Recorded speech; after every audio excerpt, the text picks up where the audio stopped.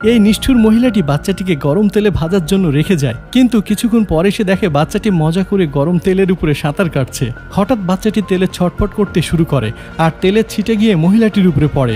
বাচ্চাটি তার পুরো মুখের 12টা বাজিয়ে দিয়েছিল। তবে এবার মহিলাটি তাকে একটা স্টিমারে রাখে। তার মনে হচ্ছিল যে এবার সে শেষ হয়ে গিয়েছে। তবে তখনই স্টিমারটি ফেটে যায় এবং বাচ্চাটি একটা বেলুনের মতো উড়ে গিয়ে আবার বসে যায়। তারা সবাই সেই বাচ্চাটিকে মারার অনেক চেষ্টা করে, কিন্তু প্রতিবার তারা ব্যর্থ হয়। এটা দেখে মহিলাটি পুরোপুরি ভেঙে গিয়েছিল, তবে তবুও সে পিছু পা হয় না। এবার সে ধারালো ছুরি বের করে এবং তারপর বাচ্চাটিকে পুরোপুরি কেটে বিছিয়ে দেয়, যার পরে সে তাকে স্টিম করার জন্য রেখে দেয়। আসলে এই লোকেরা বাচ্চাটিকে মেরে একটা সুস্বাদু খাবার তৈরি করতে চেয়েছিল। মহিলার মনে হচ্ছিল যে এবার তারা সফল হয়েছে। তবে তারপরে তারা যখন ঢাকনা সরায় তখন তারা দেখতে পায় বাচ্চাটি ভেতরে আরামে ঘুমাচ্ছিল। বাচ্চাটি এইসবের মধ্যে খুব মজা পাচ্ছিল। তবে সেই মহিলা নিজের চোখকে বিশ্বাস করতে পারছিল না। সবাই বাচ্চাটিকে মারার অনেক চেষ্টা করছিল, কিন্তু তারা কোনোভাবে সেই বাচ্চাটির কোনো কিছুই করতে পারে না। পরে তারা বাচ্চাটিকে জীবিত পরিবেশন করতে নিয়ে যায় এবং নিষ্পাপ শিশুটি বুঝতেই পারে না যে তারা তাকে জীবিত অবস্থায় খেয়ে ফেলবে। অবশেষে বাচ্চাটিকে অতিথিদের সামনে পরিবেশন করা হলো, কিন্তু বাচ্চাটিকে জীবিত দেখে উপস্থিত সবাই ভয়ে আতঙ্কিত হয়ে পড়ল। রাজা তখন ঘোষণা করলেন যে এই বাচ্চাটির মস্তিষ্ক খেতে খুব সুস্বাদু। এবার রাজার নির্দেশে এক ভয়ঙ্কর পোকা ছেড়ে দেওয়া হলো, যা মনস্টার বাচ্চাটিকে মুহূর্তের মধ্যে মেরে ফেলতে পারবে। পোকাটি যখন বাচ্চাটির মাথার উপরে বসলো, ঠিক তখনই দূর থেকে অসংখ্য প্রজাপতি উড়ে এসে পোকাটিকে আক্রমণ করে তার অবস্থা খারাপ করে দিল। আসলে এই প্রজাপতিগুলো ছিল সেই দুজন মানুষের যারা এই মনস্টার বাচ্চাটিকে জন্ম দিয়েছিল। এখন আপনার মনে হয়তো প্রশ্ন জাগতে পারে যে এই মানুষটি কিভাবে মনস্টার বাচ্চাকে জন্ম দিয়েছিল। তা জানতে হলে আমাদের কাহিনীর কিছুটা পেছনে ফিরে যেতে হবে।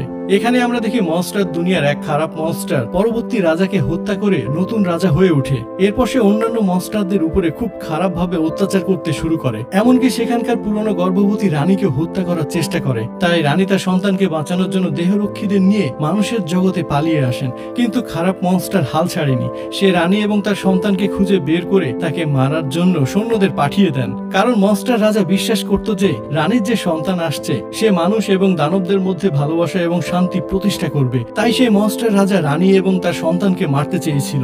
এরপর আমরা দেখি সং নামের একটা ছেলে যে গ্রামে একটা ছোট্ট খাবারের দোকান চালায়, কিন্তু এক অদ্ভুত দম্পতি একটা বিশাল বালতি নিয়ে তার দোকানে আসে। সং তাদের জন্য খাবার বানাতে যাওয়ার সময় সু নামের একজন মনস্টার শিকারী মেয়ে দোকানে ঢুকে। সু তাদের পরিচয় জানতে চাইলে তাদের মধ্যে তুমুল ঝগড়া শুরু হয়ে যায়। ঝগড়ার এক পর্যায়ে আমরা জানতে পারি এই দম্পতি হলো আসলে দানব এবং তার রানীর দেহরক্ষী, আর বিশাল বালতির ভেতরে তারা রানীকে লুকিয়ে রেখেছিল। তখনই রাজার মনস্টার সেনারা সেখানে এসে হাজির হয়। ঠিক তখনই রানী মাটিতে একটা গর্ত করে শংকে সেখান থেকে টেনে নিয়ে যায়। রানী শংকে একটা গাছের গোড়ায় বসিয়ে বলে যে এখন আমার মৃত্যু অবধারিত, কিন্তু শং যেন তার সন্তানকে বাঁচায়।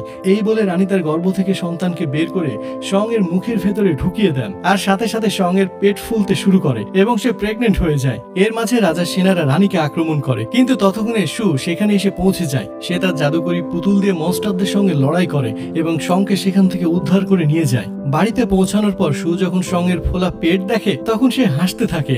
এরপর তারা দুজনে সিদ্ধান্ত নেয় যে যখন এই বাচ্চাটির জন্ম হবে তখন তারা সেই বাচ্চাটিকে বিক্রি করবে। তারপর শং এবং সু সেই মনস্টার বাচ্চাটিকে বিক্রি করার জন্য একজন ব্যবসায়ীকে খুঁজতে বেরিয়ে পড়ে।